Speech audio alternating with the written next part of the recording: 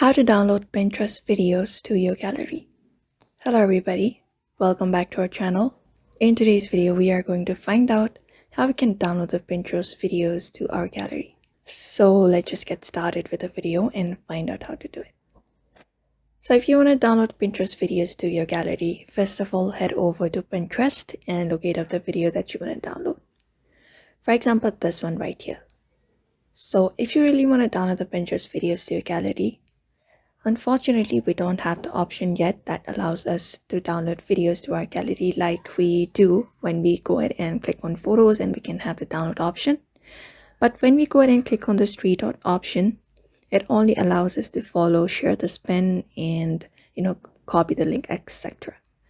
So if you really want to download the Pinterest videos to your gallery, for now there is no such method directly from Pinterest, but you can use alternatives like screen recording instead. That will help you save the videos into your gallery. So for now, this is it. I hope this video was helpful and thank you for watching this video.